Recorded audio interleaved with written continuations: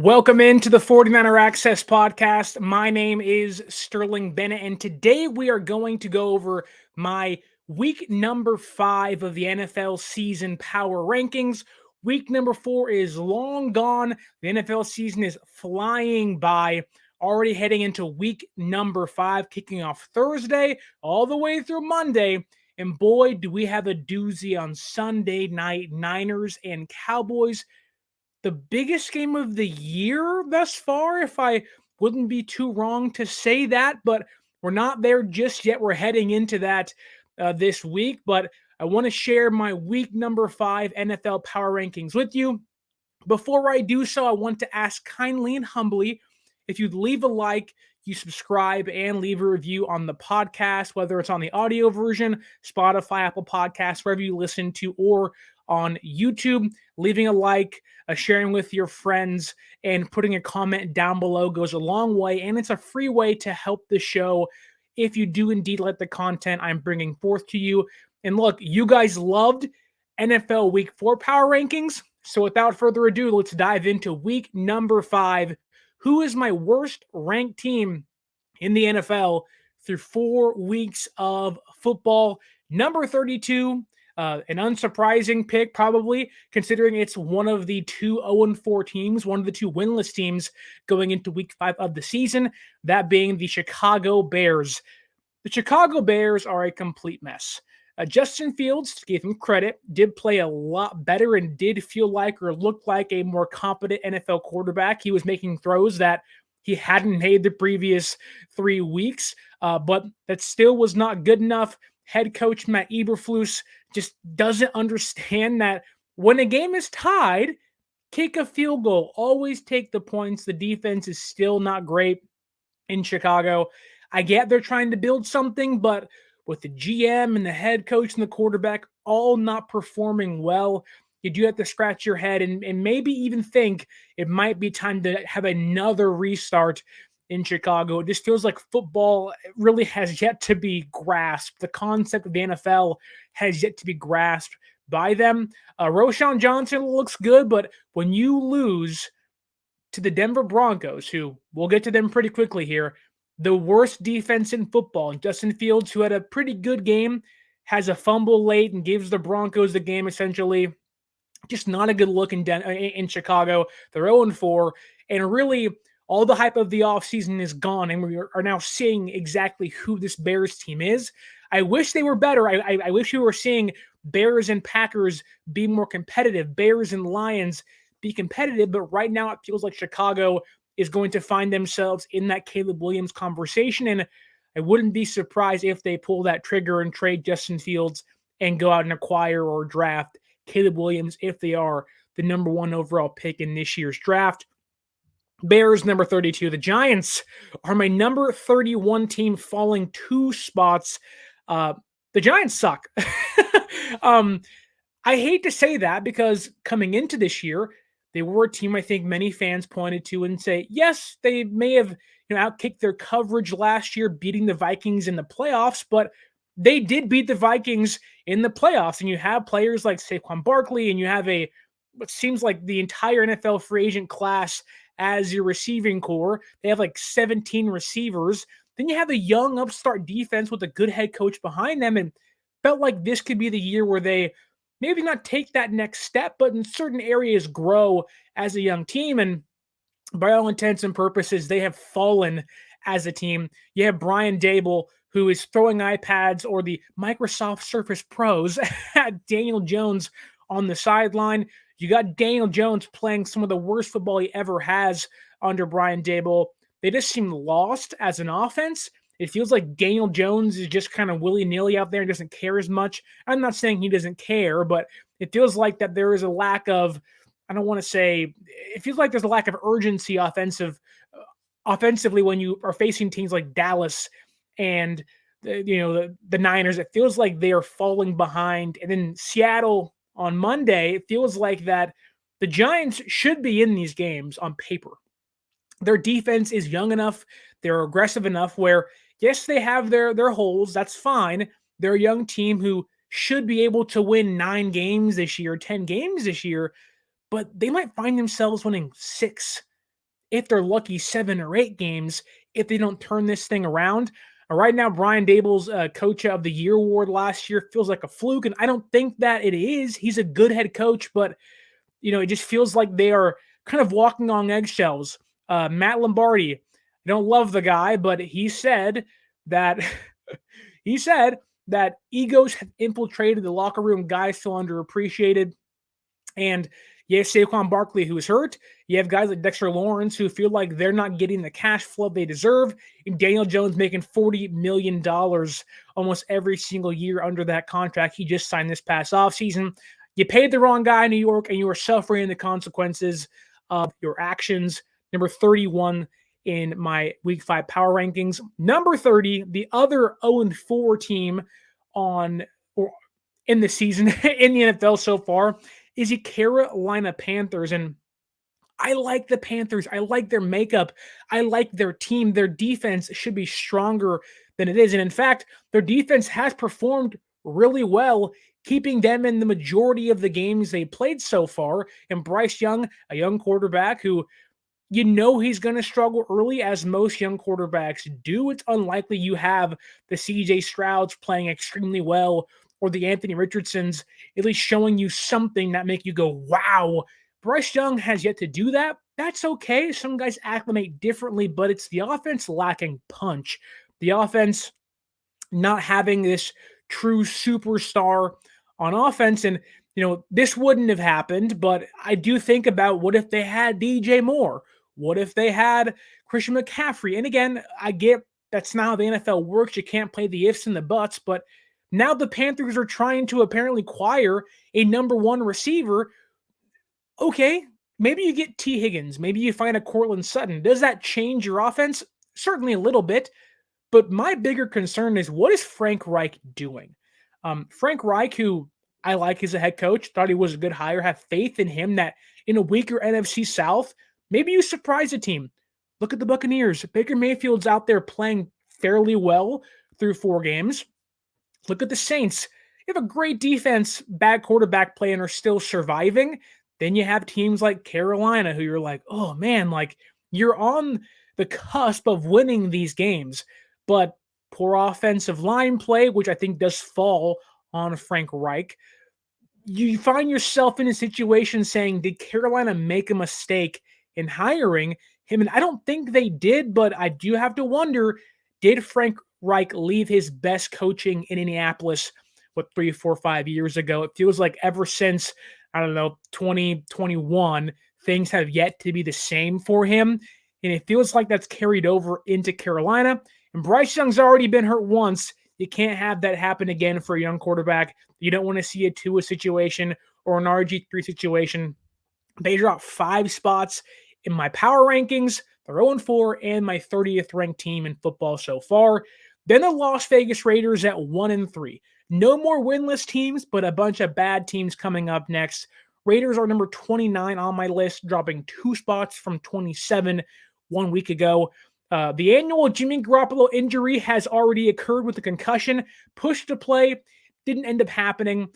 Their defense is awful. It's Max Crosby and nobody else.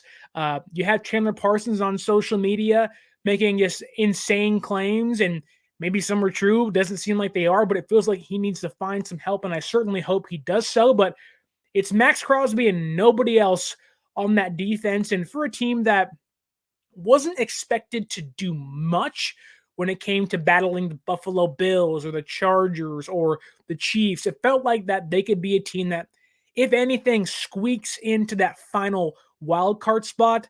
They look like one of the worst teams in football through a month. And with Jimmy Garoppolo seemingly coming back this week, they had to rely on Aiden O'Connell last week, which young quarterback, a rookie making his first start, didn't play too bad. They're scrappy, they fight. But my questions rely on the offense or are on the offense. What is Josh McDaniel doing?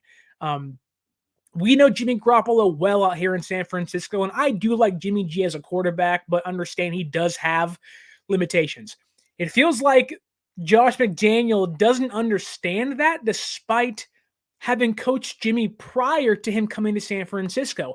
You have Josh Jacobs, one of the best running backs in football, at least last year, leading the NFL in rushing yards. You have Devontae Adams, a top 3 receiver in football, if not number 1, next to Justin Jefferson. And then you trade away Darren Waller. Okay, you have Michael Mayer now in the building. You have weapons. Hunter Renfrow is still there. You have weapons that should be able to improve the offense production, and a quarterback that, if you utilize him correctly, can play winning football. Now, is Jimmy G going to be the reason you win? Unlikely. But if you utilize him in play action in the quick game, you are going to find more success. But it seems like McDaniel is letting Jimmy Garoppolo drop back 30 times a game and throw the ball 45 yards, 60 yards downfield. That's not his style of play. And I have to question, what are the Raiders doing offensively? You're seeing, head coach Mark Davis yell at fans in Allegiant Stadium and at SoFi Stadium that are upset at him. The Fire McDaniels train is off the rails currently. They want him gone already. And you're having Mark Davis say, use your head when it comes to fans wanting that. The Raiders, despite having offensive weaponry, despite having a head coach locked in for the next 5 years and a defensive star, they look dysfunctional through 1 month. I hope that changes. I root for former 49ers, but through 4 weeks, Raiders are ranked number 29 and dropping 2 spots on my power rankings this week. Now, the next team has jumped up 3 spots from number 31 up into number 28. The Denver Broncos got their first win of the season. And dare I say that on paper, and really through actually their play, despite giving up 70 points against the Dolphins, the Broncos are playing better than the Las Vegas Raiders. That's crazy to say. But Russell Wilson is no longer the problem in Denver. In fact, it is solely the defense today. They even cut Randy Gregory wanting to go in a youth movement on defense. They have Patrick Surtain. They have some, I don't want to say stars, but they have some pieces that should work out there in Denver, but just aren't. It feels like that Denver right now with Sean Payton at the helm they're trying to retool, but the retool was happening at such a slow rate. Now, maybe that's because you traded so many picks for Peyton himself and Russell Wilson. You kind of put yourself behind the 8 ball, where Russell Wilson isn't the quarterback, despite playing actually really well so far this year, to carry a team. The offense is putting up over 20 points a game, it feels like, almost every single Sunday, but that defense cannot withstand any pressure. They can't stop the pass. They can't get to the quarterback. This is not Denver Broncos defense we've been known to see with Von Miller back there and Bradley Chubb and other stars alongside them. This feels like a team that has a veteran quarterback paying them a ton of money. Like, the Broncos feel like the way to not build a team. Pay the head coach and a quarterback a ton of money and hope it works out. I would not be surprised if they're selling assets at the deadline, trying to recoup some picks to build the defense back up. And you can find receivers in the 3rd and 4th and 5th round in the draft. You can't find defensive players or impact players in those rounds usually, unless you're drafting players like Dre Greenlaw or DJ Jones or Fred Warner, which those guys aren't very likely to be in this year's draft. But I digress. The Broncos jumping 3 spots ahead of the Raiders, ahead of a division rival, into number 28, being 1-3 this year. The next team didn't want to penalize too much, because what do we expect to happen? The Arizona Cardinals are my number 27 team in my power rankings, 1-3 so far this year, dropping 1 spot from 26 to 27. This is a team that first-year head coach, defensive-minded head coach in Jonathan Gannon, a first-year play caller for their offensive coordinator, and a team that's trying to install and kind of, they are rebuilding as we speak. They have a young offense that can push against better defenses. They beat Dallas for, a quarter and a half. They had San Francisco at a 5-8 point discrepancy. It felt like that. The Cardinals are building to something. They have a team that's bought into what what Gannon is preaching. And once they get Kyler Murray back, now I'm not saying it's a massive jump, but they should see some improvement where they can beat a team like Dallas. They can fight against a team like Philadelphia or fight against the more average teams like the Rams, the Seahawks, the Packers, the Saints in the NFC. And maybe with Murray healthy next year, later this year, potentially, they could show some even bit more sparks and fight for a playoff spot next year. But so far this year, not a great team. They want to get some more draft picks to build this team up and fill out the personnel that's currently missing. Right now, 1-3, dropping one spot to 27 in my power rankings. The next team, a team that came in with maybe wild card aspirations, but have looked like an absolute disaster, despite having, if not the greatest head coach of all time, one of the greatest head coaches of all time, and one of the best defensive-minded coaches of all time, that being the Patriots, led by Bill Belichick. All the talk of the offseason was they may not have the weapons, but once you get an actual offensive coordinator in there, Bill O'Brien now back in the building, to help Mac Jones, they should see improvement. So far, this team looks like an utter disaster. 1-3. They've been shell-shocked by the Dallas Cowboys this past week.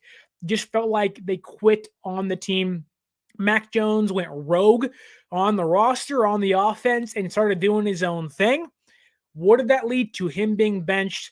I would not be surprised if Robert Kraft's sitting up there saying, look, Bill Belichick, I'm sorry, you're a great head coach. Thank you for everything. Time to retire. And wouldn't be surprised if Mac Jones is no longer on this team if things continue this way once the season ends. But this defense doesn't look great. They're fine. Have some injuries now. Matthew Judon's out for an extended period of time. We'll see how long that lasts.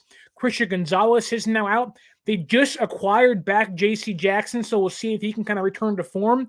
Will be a big boost for that secondary, but right now, the Patriots on offense especially feel like one of the worst units in football, with a bad offense and a mediocre defense behind them, or a better, number 12 defense behind them. They just can't overcome how bad the offense has been. Number 26 in my power rankings, dropping 2 spots from 24 to 26. Next, a team that I thought was going to be number 31, number 30 all year long, but it shows you that week by week things change in the NFL. The New York Jets are my number 25 team. They jumped up 5 spots. Zach Wilson had his best game of the season so far, and I know it doesn't say much. It really doesn't go into how the entire season is going to play out, but he outdueled Patrick Mahomes for 3.5 quarters. Now, one massive fumble later, and we're sitting back saying, man, they still might have a quarterback problem, but you see this team trying to rally behind Zach Wilson, trying to kind of pick him up along the way. This team, for whatever reason, or if it's the right choice or not, feel committed to Zach Wilson. And I think on Sunday night against the Chiefs, he proved that he can win them some games. Now, the Chiefs are a better team than I think people give them credit for. But they did hold Mahomes and Kelsey to a rather poor game. 2 picks off Mahomes, could have very easily been 3. The defense still looks extremely strong, and in fact could have actually won this game had it not been for some referee interference on a couple holding calls that were called and were not called against the Jets and Kansas City. So they lost the game. They're 1-3, but the effort they showed in Zach Wilson's performance jumps them up 5 spots to number 25. Okay. Number 32 through 25, again, the Bears, Giants, Panthers, Raiders, Broncos, Cardinals, Patriots, and Jets. That jumps us into teams that could fight for a wild card spot, but more than often than not are going to find themselves around 500 to end the year. And right now, definitely find themselves around 500. You will see 1-3-1 team in this grouping from number 24 to 15. And number 24, I think, of all the teams on this list, this is the team that could be 4-0 and rather should be 4-0 if they would just change the quarterback. The Atlanta Falcons this year want to run the football. You go draft Bijan really high, probably the best prospect ever, or one of the best running back prospects of all time in draft history, or at least the past 23 years, right? He's incredible. You had Tyler Algier. You want to ground and pound your way to victories. You have Kyle Pitts, who is underutilized in this offense. You have Drake London, who is a good young receiver, and the defense that's trying to keep you in games, an offensive line that's performing pretty well. Then you have the clear-cut weak spot of this team, and that is Desmond Ridder. If there is any quarterback in football that should be benched, it is Desmond Ridder. He has single-handedly, his poor play has cost this team, if not two, at least one win so far. This team should be at least 3-1 and leading the NFC South. It is a joke how poorly he's played. I get you want to give him a chance, but he wasn't a first-round pick. You didn't trade assets for him. He's a third-round pick. You wanted to see what you had in him. That was what last year's for. That is what training camp was for this year. You had Taylor Heineke on the bench. He's not a world beater, but he's a top-tier backup quarterback in football. He led Washington to having a near playoff appearance last year, and right now should be this team's starting quarterback going into week 5. Unfortunately, he's not. He should be. But right now, Arthur Smith, I don't know what you're waiting for. Pull the trigger, bench Desmond Ridder, and you might see this team be 3-2, 4-2 in the next 6 or the next, once we're at week 6. It feels like this team is unfortunately being held back by the worst quarterback in football. And for a defense playing well and an offense that has weapons around him, Taylor Heineke should be this team's starting quarterback. Falcons are number 24, dropping 6 spots on my rankings. The biggest fall, the biggest drop on my power rankings this week is the Pittsburgh Steelers, dropping 9 spots, nearly 10 spots from 14 to 23. The Pittsburgh Steelers, I don't know where to start. The defense is still strong. They're still good. TJ Watt's having an insane year. And in fact, the defense has led them and carried them to 2 victories on the year, one against the Raiders and one against the Browns, who will find out where they rank later in my power rankings. The defense is still good. Mike Tomlin has his defense ready to go. It is the offense. You have Matt Canada, who, again, I've said plenty of times, is one of the worst offensive coordinators in football. Don't know how he still has a job. But now Kenny Pickett is hurt, and an offense that isn't utilizing George Pickens very well, doesn't have Deontay Johnson, and in sitting back, and you have 2 young running backs in Jalen Warren and Najee Harris, but isn't utilizing them correctly as well. Now you have a downgrade at quarterback. This team could easily fall to 2-3. I wouldn't be surprised if by the end of it, this could be Mike Tomlin's, first losing season ever because of how poorly Matt Canada has this offense playing. They're not good. They're inconsistent. And whether it's Pickett or not, they would still be here at 2-2 with this record. They're just not a good offense. And unfortunately, kind of like Atlanta, they're being held back by a poor offense, dropping 9 spots to number 23. Then you have, I think, maybe the biggest surprise of a bad team this year. That is the Cincinnati Bengals. They were my pick to go to the AFC Championship game against the Dolphins. Now, my Dolphins pick looks really good so far, but the Bengals right now, they're sitting here. They're at 2-2. They can certainly find their way, but Joe Burrow has no mobility. The offense looks stagnant. The O-line looks putrid, and the defense is playing fine.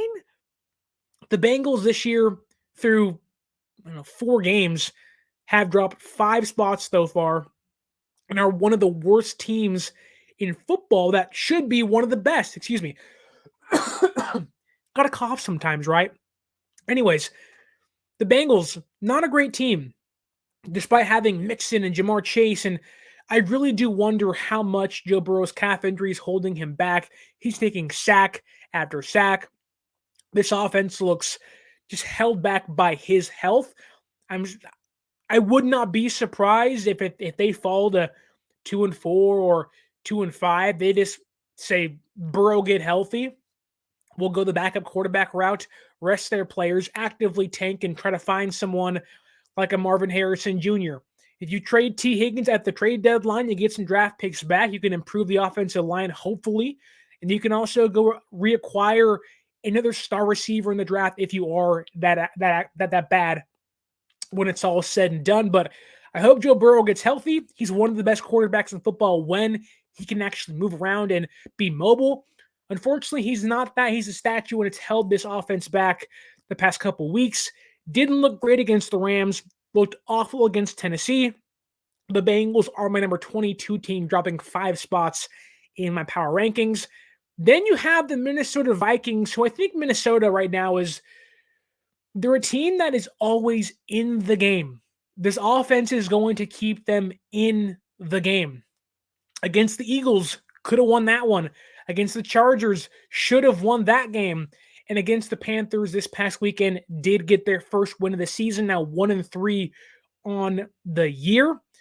Kirk Cousins is going to do Kirk Cousins things. Jefferson's going to do Jefferson-like things. Turnovers are killing them, and the defense, despite not having personnel, has played better as of recent. But look, they're 1-3. The season isn't over yet. I think they're worse than they were last year, but the offense still has some firepower in it, led by Kirko Cousins. And they're 1-3. The Packers aren't running away with the division. The Lions are certainly the best team in the division, but there could be a fight towards the end where the Vikings trend upwards, and I could see them picking up steam after getting their first win of the season. Now, my biggest jump, or my second biggest jump, is my number 20 team, now 2-2 on the year, led by former Niners defensive coordinator and former San Francisco 49er coach Bobby Slowick at offensive coordinator. The DeMeco Ryans-led Houston Texans, they're playing insane football currently. You want to give credit again to Ryans and Slowick, but also Tank Dell playing great. Nico Collins playing solid receiver for them. And more importantly, CJ Stroud looks like an instant impact, real deal rookie quarterback, having one of the most impressive 4-game starts to a career maybe ever. Now, I get it's Houston. They're not going to, like, when it's all said and done, probably aren't going to be a wild card team, but the AFC South is not great. Every single team is currently 2-2. So they're right there in the thick of this thing after a month, right where you want to be for a young team trying to rebuild and install a new regime and build up a new way of life out there in Houston following was a disaster of Deshaun Watson and Bill O'Brien's in previous years. DeMeco Ryans has this team believing in him. And right now, Stroud's playing out of his mind, 2-2. My second biggest jump so far, beating the Pittsburgh Steelers this past weekend, and it really wasn't that close. The Texans, number 20 team in football at 2-2, jumping 8 spots. Then you have my number 19 team, the New Orleans Saints, falling 7 spots from number 11 to 18. I don't know why Derek Carr played this weekend. I give him the effort, and I give him the credit for kind of battle this thing out and push himself to play. But if you can't throw, and let's be honest here, Derek Carr is already a timid quarterback in the league. He threw the ball to Alvin Kamara 13 times for like 40 yards. If you take out a 10-yard catch Kamara had, he had 12 catches for 22 yards. You want to call dink and dunk, check down Charlie in the dictionary, it's Derek Carr's face right next to it. The offense has no firepower, has no punch. The offense looks lackluster. The defense looks great, just like the Falcons, just like teams like the Steelers. The Saints feel like a very defensive-heavy team where they have Marshawn Lattimore, they had Demario Davis. They're doing their job for the most part, but the offense just can't get anything going. Right now, I get it. You're 2-2. You can probably push the Buccaneers to win. Wow. Had a National Wireless Emergency Alert System text. Thank you, U.S. government. But back to football. I apologize. The Saints aren't a great team. Quarterback play is not very well. Hope your ears aren't demolished because of the alert system. Got a bunch of crap going on in the backs and stuff, so I apologize. But back to football again. My number 18 team, Saints ain't great, but the next team might be one of the bigger surprises. Now, they had a roster that wasn't great last year, but not having your running back, Jonathan Taylor, has certainly maybe, I don't want to say held the offense back because they are 2-2, and their quarterback so far, Anthony Richardson, looks great, having a phenomenal start to his first 4 games. Only played 3 games so far, missing 1 game against the Ravens. So through 3 games, looks really strong. The pocket presence is there. The mobility is there. And the fight, like, you want to see a young quarterback rally the troops. They're going to make mistakes with their decision making.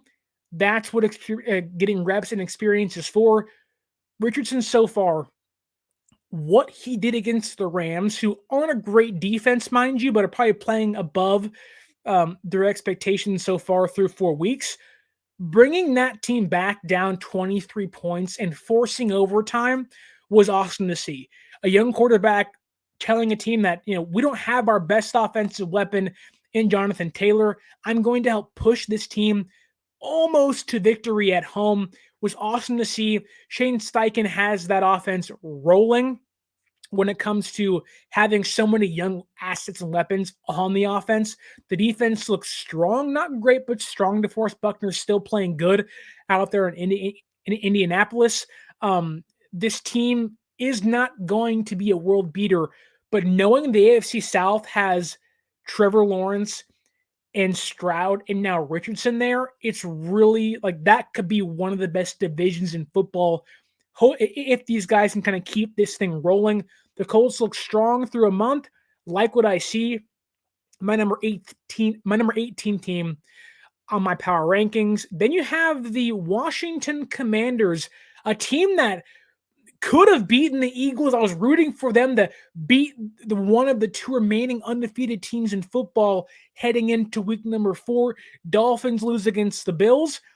Commanders pushed hard against Philadelphia, forcing overtime, coming back with a 1-second touchdown play to force OT.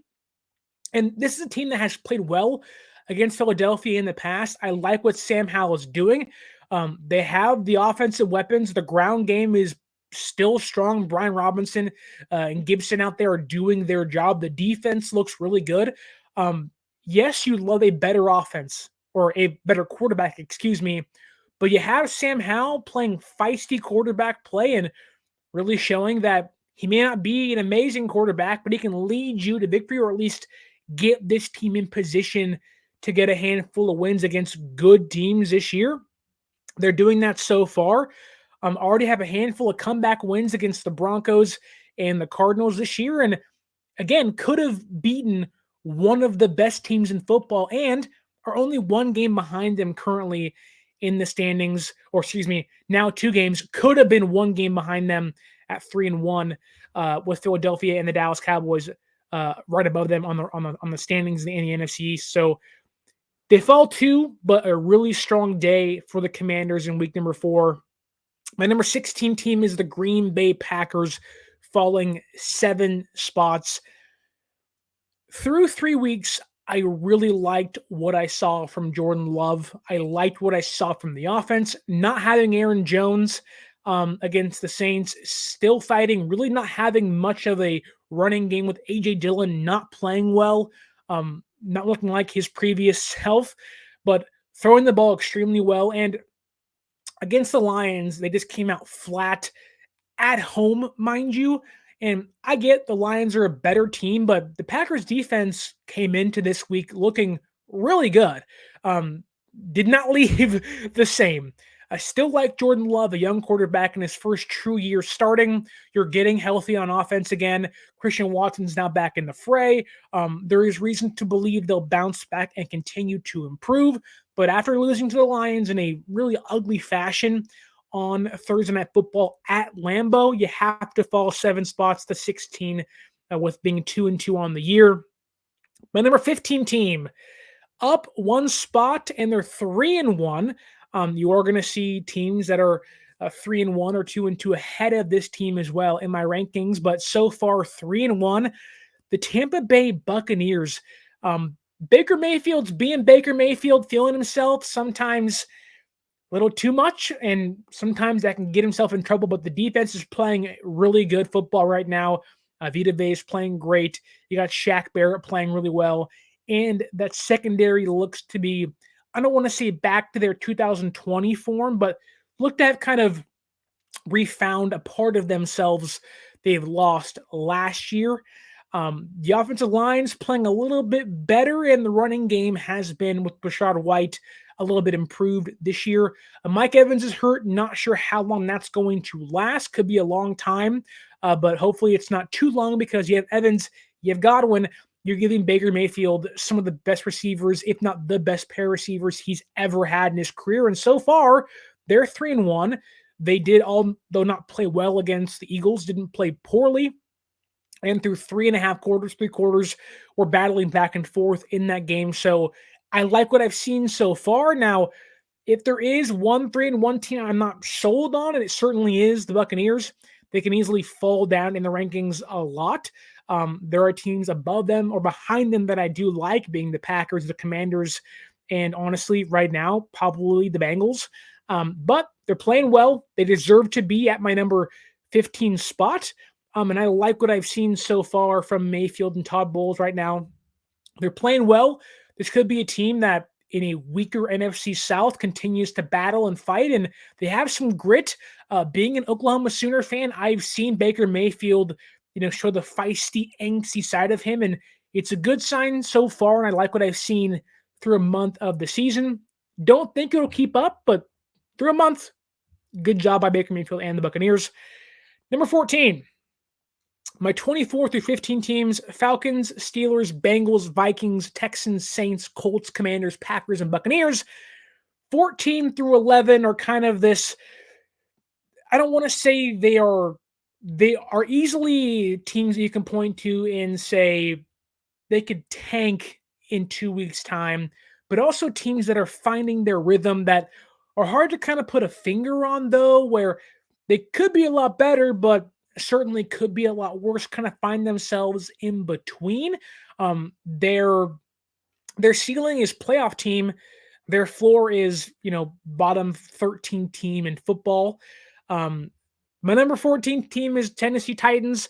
Ryan Tannehill's been a week-by-week quarterback, but against the Bengals looked like he was in his bag. Derrick Henry's throwing touchdown passes again. Mike Vrabel's one of the best coaches in football. And when you can give Derrick Henry the football 250 times a year with that big body he has, he can literally and metaphorically carry your offense to victory. They're 2-2 on the year, up 8 spots from where they were last week into my number 14 spot. Like what I see. The defense is playing well again out there in Tennessee. They're climbing. We'll see who they are next week, but through a month, looking strong. And again, in a weak AFC South, all those teams are 2-2. Somebody has to come out on top. My pick will be, we'll see him pretty soon here, but the Titans do have a say in what happens when the year's over with. My number 13 team, the LA Rams, up 6 spots from 19 to 13 again. Matthew Stafford's playing great football. Yes, he is turnover prone at times. Trying to fit the ball in so many different arm angles and in small windows, but they're getting Cooper Kupp back, I think, this week. They're 2-2 so far, staying alive. The defense has played better than expected through 4 games. Aaron Donald's back to his defensive player of the year self. If it was me and I was the Rams, I would go out there and sign Randy Gregory, give you some more oomph on the defense, and help a young secondary out by hopefully getting pressure to the quarterback. The Rams look fine. We'll see what Puka Nacua does and Tutu I'll do once Cooper Kupp comes back. What is their role going to be? Is that going to change? Is it going to diminish? I do think the Rams need to find themselves a running back, though. I'm not sure who that is, but Kyren Williams is a fine piece, but he's not going to be this bell cow back for you. Now, in this offense, your bell cow really is Matthew Stafford, but you cannot throw the football 45, 41 times in this league and expect not to give the ball away unless you're Patrick Mahomes, who even when he does that, you expect a pick at times. So if I'm the Rams, at the deadline, if they're fighting for a wild card spot, which they should be, mind you, I would try to find myself another edge rusher and a running back. But through 1 month, I like what I see. They're playing above the expectation, and you're getting your best offensive player back in the fold. Should give them a boost heading into week number 5. Now, my final AFC South team, the Jacksonville Jaguars, out in London this past week, staying in London this week, up 9 spots from number 21 to number 12. Yes, I know the Jaguars have been this up and down team through 1 month, but look, how long is a Doug Peterson led team with Trevor Lawrence playing quarterback and a really strong receiving core with Christian Kirk, one of the better slot receivers in football, and Calvin Ridley back off suspension? How long are they going to play poorly? My money would not be on very long. This is a team last year who, yes, they eked into the playoffs, but they certainly pushed the Kansas City Chiefs to their limit in the playoffs last year. I think they're going to play better as the season progresses. Wouldn't be surprised if they're fighting a team like the Chiefs, if the Bengals can find their way again, or at least in the AFC playoffs in the deep rounds of the playoffs. If the Bengals still suck and the Chiefs are in the mix, I can see the Jaguars upsetting somebody. They have an improved roster.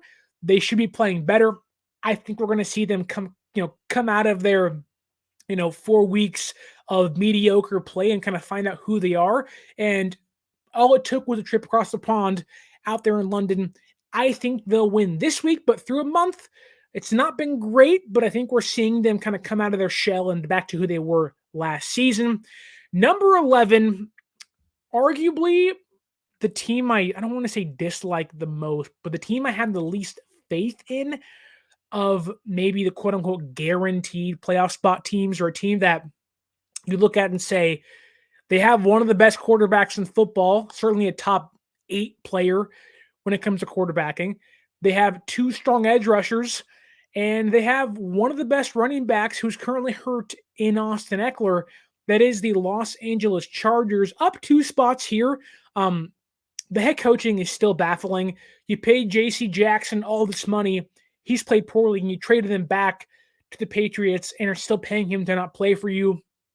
Just one of the worst moves, which I don't think anybody saw coming, but injuries happen. Now he's gone. You have one of the worst defenses when it comes to secondary play. I like Asante Samuel Jr. I like Derwin James. I believe Derwin James is hurt again. Now Justin Herbert's hurt, and Austin Eckler is still out. It's not a good sign for what their hopes of the season were, being a playoff team, maybe even pushing the Chiefs for the division. Again, I don't trust Brandon and Staley. They give me the ick. They give me the uneasy feeling of 1 week they're putting up 45 points and giving up 48. The next week they're scoring 28 points and their defense is giving up 27. I don't like teams that are in these 1-score games late because they can go either way. They give me very Vikings last season's vibes of 1-score games. You win it closely, and you win 10, 9 games, and you squeak into the playoffs, but you lose in round 1. For the Chargers, it feels very much like a repeat of last season. The injury bugs already hit them, and an AFC West that has the Chiefs, the Raiders, and Broncos. Although all those teams aren't great, you also have the AFC South playing good football currently, and you have 2 teams in the AFC East who look like the best teams in football, at least out of the AFC. I don't know if the Chargers get in, but I have to give Herbert the credit. He's carrying this offense, and Khalil Mack had 5 sacks against the Raiders. This team, they're good enough to be a playoff team, but I just don't know about the Chargers. But right now, just outside my top 10 at number 11 are the LA Chargers. Now let's dive into the top 10. Again, 14 through 11, Titans, Rams, Jaguars, and Chargers. And my number 10 team, I'm hoping you have waited 45 minutes for this to get inside my top 10. The Cleveland Browns. Yes, I know they somehow jumped up 1 spot despite losing against the Ravens. I have a hard time knocking a team that doesn't have a running back who they're not going to have all year long and a late scratch in Deshaun Watson. It's hard to give this team an improvement in ranking, but I do think that had Watson been healthy, this game looks a lot different. Their defense is still one of the best in football. Myles Garrett's playing out of his mind, and I do think the Browns deserve to be inside the top 10. Now, how long does that last? I'm not sure, but I couldn't drop them in really a game that really wasn't their fault in losing. You have injuries to the most important position in football. I cannot blame you for that. They're inside my top 10 to begin my top 10 ranking. Number 9, though, the Seattle Seahawks, up one spot from 10 to 9. They killed the New York Giants on Monday Night Football. I don't love Geno Smith as a quarterback, but Geno Smith has this team fighting. Pete Carroll's one of the best head coaches in football, going to have his team ready to play. And if that defense plays half as good as it did against the Giants, this team is going to continually be inside my top 10. Devon Witherspoon looked awesome against Daniel Jones and the Giants. Now, how much is that saying? I'm not sure, but the pressure was getting to Daniel Jones. Credit goes to their defensive line out there in Seattle. They have 3 solid running backs, Kenneth Walker, DJ Dallas, and Charbonnet. Of course, they have Metcalf and Lockett still playing well on the outside and inside the slot. They're a fine team that is going to continually find themselves being on the upper echelon of football rankings because they're well coached. They have a solid enough defense, and an offense is going to keep them in games, and a running game that is going to help win them games. The Seattle Seahawks, by number 9 team, being 3-1 this year. The next 2 teams have not jumped or moved at all. I have the Ravens and Lions at 8 and 7. Now, the Ravens, Lamar Jackson's playing at an MVP level. He looks awesome so far. And the Lions being 3-1, going into Lambeau, just rocking the Packers defense, who was a really good unit coming into this week. I didn't want to change them too much because I can't give the Browns credit for losing or knock them for losing. I really can't give the Ravens credit for winning too much. I think 8 makes sense for who's ahead of them. Maybe you can swap these 2 teams. I wouldn't have a problem with that, both them being 3-1, but didn't want to give the Lions and Ravens too much credit. The Lions aren't better than who's ahead of them from 6-1. The Ravens might be ahead of the Lions, but right now it's a swap of 1 team. They're right there at 8 and 7. It could change, but the Ravens are playing really good football, and so are the Lions. I wanted to keep them inside my top 10 because both those teams are playing good football right now. And the Ravens are banged up. Hopefully they don't get healthy, so maybe the Ravens are better than 8. Could be inside the top 5 when it's all said and done after this week. Depending on what happens with the Niners and Cowboys game, we shall see. But number 6, dropping 1 spot, are the Kansas City Chiefs. Dare I say the Chiefs have looked human this year.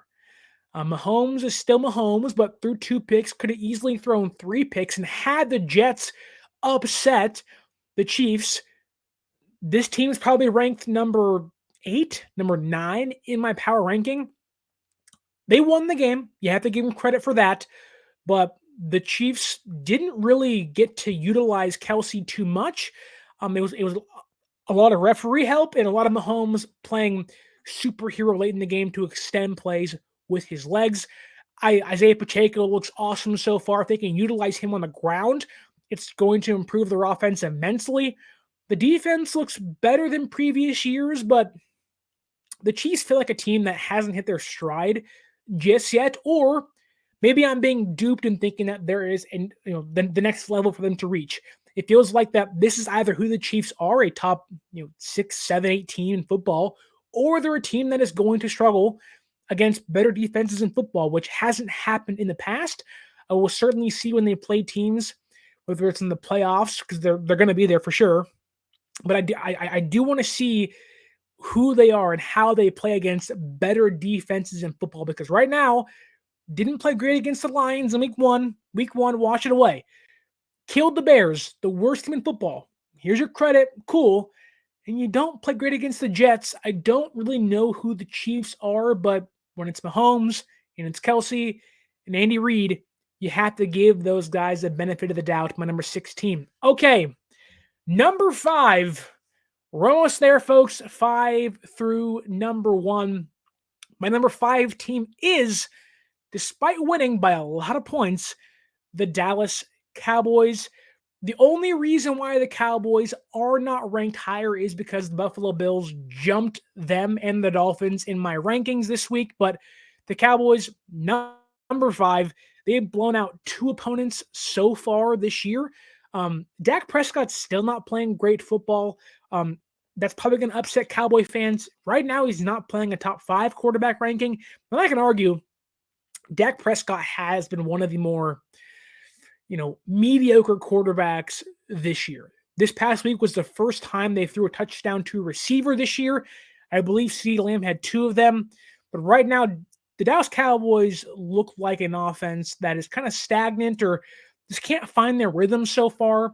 They're not hitting you deep downfield. They've kind of adapted this, quick passing game, which Dak hasn't played well in so far. It's helped him not get sacked, but it's just not been the Dallas Cowboys of last year or even 2021 where they had the best offense in football statistically. It feels like an offense where, with McCarthy calling plays now, they really haven't found themselves so far, and they're going to face their biggest test coming up this week against the Niners in Levi Stadium in Santa Clara. I don't love the Dallas Cowboys this year. They have a good defense. Parsons is playing great. I just don't buy them being a legit contender yet, but you win against San Francisco, we're going to have a lot to talk about, and they can easily have me buying in after week number 5. But through 4 weeks, got them at number 5, 3-1, not too shabby, 1 game behind the Philadelphia Eagles. My next team, also 3-1, number 4, dropping from number 2 all the way to 4, the Miami Dolphins. You put up 70 against the Broncos, and you left almost your entire offense out there. The Buffalo Bills just came out and said, you're not the best team in the AFC East. We are. The Jets lost, probably a fluke in week 1 for Buffalo. The Dolphins, still one of the best teams in football. The offense is riding high, still put up, 20 points against Buffalo. They're still a good team. They're explosive. They're fast, but the Buffalo Bills scored 40 on them, and it wasn't a back and forth. It was an instant annihilation of the Dolphins defense. Still like Tua, still like that team, but after week 4, you're 3-0, you're feeling great, but after week 4, it dropped to 3-1, and I think it really did expose the Dolphins offensively and defensively this year. Not a great defense, but you have to give them credit. The offense is still one of the best in football. I believe still averaging the most points even after only scoring 20 against the Bills. You put up 70. You can't not be outside the top 5. So the Dolphins here, number 4, dropping 2 spots from 2 to 4. Number 3 team, jumping up 3 spots, the Buffalo Bills. Josh Allen looks like the Madden curse doesn't matter anymore. Stephon Diggs is playing great. The defense is playing really well. And this offense is humming at one of the best rates in football. I believe the 2nd highest scoring offense in the league so far. The defense playing really well. Now, they did lose Tre'Davious White, so we will see, how they look after this week and what that secondary looks like. A big loss for them. It sucks. He's one of the best cornerbacks in football, but right now the Bills are humming 3-1, back on top of the AFC East. And, I was worried about them and Josh Allen playing too much hero ball and him being turnover prone. Now we'll see if his hot start can lead to a hot finish or carry them throughout the year. This team should be in the playoffs when it's all said and done, but Sean McDermott's doing, the defense looks strong, led by McDermott. The offense looks strong, led by Niners legend Ken Dorsey. But the Bills look great. My number 3 team so far could easily jump inside the top 2, depending on what happens to San Francisco and Philadelphia this week. Then you have the Philadelphia Eagles up 1 spot. When you're 4-0, you can't not be at least number 2. The Eagles, though, I will say this, of the two undefeated teams, and I can argue of the Cowboys, the Bills, the Dolphins, the Niners, and Philadelphia, I think have kind of struggled their way to being 4-0. Again, Patriots, who are a bad team, week one, had them on the ropes late. Then you had the Vikings, who should have beat them in prime time on Thursday. Then you have this past week against the Commanders. Philadelphia, you're 4-0. I want to give you your kudos, but it's been a struggle to get there, but you're 4-0. I did struggle giving this spot to Buffalo, but you're undefeated. You have to be at least number 2 in my eyes. Philadelphia, Jalen Hurts playing a lot better football. A.J. Brown had his breakout game this week. They're still a really good team. They're 4-0. You kind of eke their way there and kind of trudge away, to get there, but Philadelphia still looks really strong. The defense isn't as good as last year, but Jalen Carter's playing great. Fletcher Cox looks good. Washington and Philadelphia always match up well against each other, so we'll see if that carries over into week 5 and 6 and 7. But 3 or 4 weeks, Philadelphia is my number 2 team, and well, it's pretty obvious who number 1 is because your reigning, defending, number 1 ranked team since the NFL season began, the San Francisco 49ers. They're 4-0, took it to the Arizona Cardinals, have really not been tested yet this year. And I don't mean that in a way of they haven't played good teams. San Francisco has played better teams than Dallas has. And people were saying, well, the Cowboys have played this and that. San Francisco's played nobody. It's not the case. San Francisco has yet to struggle really at all this year. The Rams game probably being their biggest test so far. They were tied at halftime and won that game basically by 10 points. They've yet to lose a game this year. They put up 35 points against the Cardinals, where the Cowboys only put up 16. I'm not taking shots there, although the game on Sunday has me hyped, already looking to preview that game later on this week. But right now, San Francisco finds themselves being 4-0, the best team in football so far. Chris McCaffrey on pace for 2,000 yards on the ground and 30 touchdowns. He's been the MVP in my eyes, not being a homer, just being honest. The defense looks really good so far, having yet to give up 30 points in a game, having yet to give up 23 or over 23 points in a game. This defense is still really strong. Only given up 3 or 2 big plays this year. And I can argue, well, they have not reached their peak yet. Nick Bosa, one of the best players in football on the defensive side, has only 1 sack this year, but they're starting to get pressure. The dam is starting to break. Javon Hargrave's been one of the best signings this offseason. The offense looks strong. They're getting healthier. Devo should be back out there for full capacity against Dallas.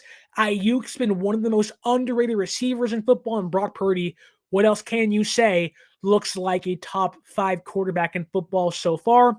I'm not trying to be a homer, just trying to be honest. The San Francisco 49ers are still the best team in football. All 32 teams right there. My power rankings through week 4 of the NFL season going into week number 5. The top 5, once again, the Cowboys, Dolphins, Bills, Eagles, and the San Francisco 49ers. Want to thank you for watching. Want to thank you for listening. Want to ask you one more time to like, share, and subscribe. Use our promo code at SeatGeek.com, 49ers access for $20 off your first purchase. You can also follow us on social media at 49ers_access is the Twitter. 49ers.access is the Instagram. My name is Sterling Bennett, saying thank you for watching. Thank you for listening. Stay tuned later on this week for my preview of the Niners and Cowboys, and Sunday Night Football could change these power rankings in a big way, so stay tuned for that. With all that being said, this has been the 49er Access Podcast, and until next time, stay faithful.